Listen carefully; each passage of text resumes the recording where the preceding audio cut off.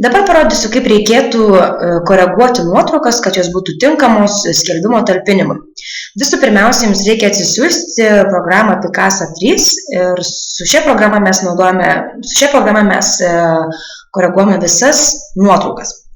Taigi, kai įsikeliate šias nuotraukas, jums reikėtų jas pradėti redaguoti.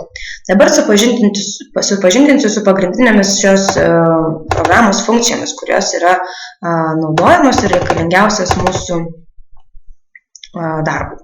Tai visų pirma, jums reikia apkirpti nuotraukas vienodų formatu, kad jos būtų visą laiką vienodos ir kad neiškryptų viso skelbimo turinio. Tai mes naudojame apkirpimą. Dydis yra 10x15 spindulio. Šiame pasirinkime taip pat galimybė rinktis yra iš 3 pasirinkimų.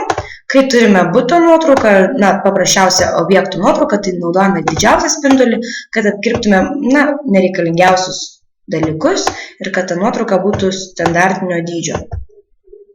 Kai apkirpate ir pasirenkate, jau nusistatote, kokį norite vaizdą turėti, tai spaudžiate pritaikyti. Tuomet turime taip pat funkciją tiesinti. Jeigu matote, kad nuotrauka yra šiek tiek netiesi, jūs galite ją pakoreguoti su šia funkcija, tai žiūrint į kažkurios pasirinktos sienos kampą, jūs galite šiek tiek palyginti nuotrauką, kad jinai atrodytų lygesnė. Tuomet turime taip pat pagrindinės 3 funkcijas, kuriomis mes ir naudojamės, kai koreguojame nuotraukas. Jos padaro automatinius nustatymus, tiesiog spalvas išryškina. Tačiau jeigu tai yra pakankamai natūrali nuotrauka ir kad nelabai programa gali kažką tai pakoreguoti, tai matysite, kad tiesiog nesikoreguoja, nes automatiškai jau yra natūralios šviesos. Jeigu jūs matote, kad nufotografavote ir žiūrite, kad yra kažkoks daiktas ar vis nenuimtas, nepastebėjot fotografavimo metu, ar atplyšęs tapetas, ar plintusas kažkoks nulūžęs, jūs jį galite visuomet uždėti. Tuo programa ši yra gera, kad iš tikrųjų nereikia naudoti tokiais Photoshopais, bet čia yra funkcija retušuoti, jūs galite pasirinkti ją, prisiartinti norimą nuimti daiktą ir jį tiesiog panaikinti. Dabar parodysiu, kaip tai turėtų atrodyti. Prisiartiname,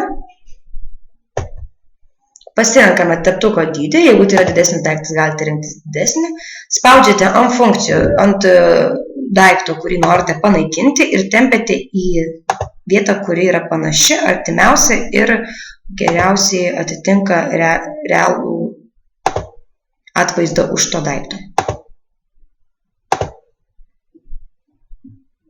Štai taip po kelis kartus jūs galite spaudžiant panaikinti viską.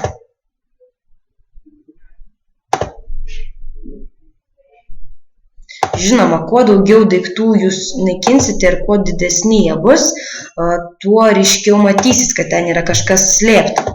Tai niekada nepersistengkite, stenkitės, kad tai atrodytų natūraliai, galų gale atvykę fotografuoti objektą, apsižiūrėkite ir maksimaliai nurinkite viską.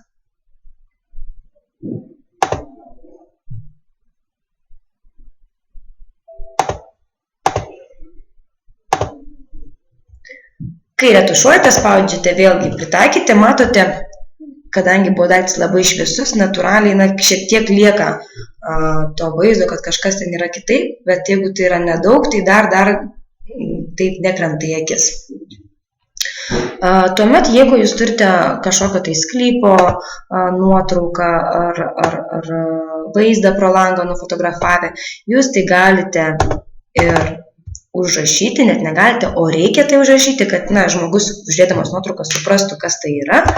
Tai tarkime, turime sklypą, pasirenkame teksto funkciją, jūs galite rinktis spalvas, kurios jums yra patraukliausios, šriftą, dydį, ryškumą, bet visą laiką atminkite, kad tas minimalistinis pasirinkimas, man atrodo, stilistiškai gražiausias, subtiliausias toksai būna variantas.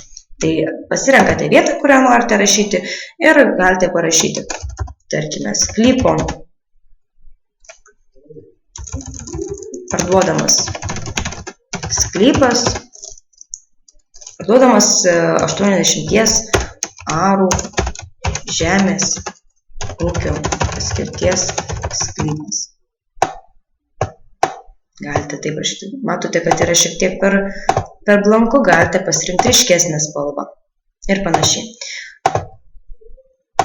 Tai gali būti ir netoliese esanti stotelė, įvairūs užrašai, kurie supažindintų žmogų, ką jūs norite parodyti.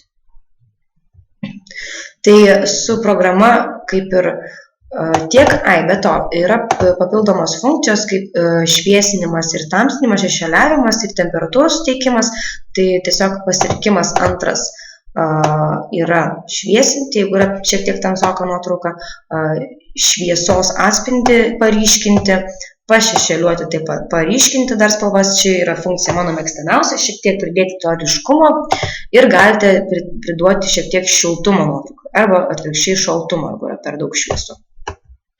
Beje, jeigu turite labai niūrią dieną ir žiema ar lietingas oras ir tas nuotraukos tokios niūrios, kurios netraukia tikrai akies, mes galime duoti šiek tiek vaizdo dangui.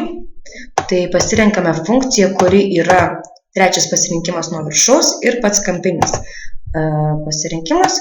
Čia galime nustatyti dangaus vietą, kurią norite paryškinti. Pasirenkate spalvą, ribos ryškumą pasirenkate, atspalvį galite paryškinti, matote, įvairiai pabandyti. Ir iš karto ta nuotrauka tampa šiltesnė. Tai yra toks pagudravimas, bet niekada nepersistenkite, nes, tai yra iš tiesų kaip per ryšku ar per tą spalvą netitinkanti realybės, tai atrodys labai nenatūraliai ir iškart žmogui kils įtarimas kažkoks, kad nenatūralios nuotraukos, padaryta kažkas ir panašiai. Tai tiek yra funkcijų pagrindinių, kurias mes naudojame būtent su šia programa. Kol kas tiek.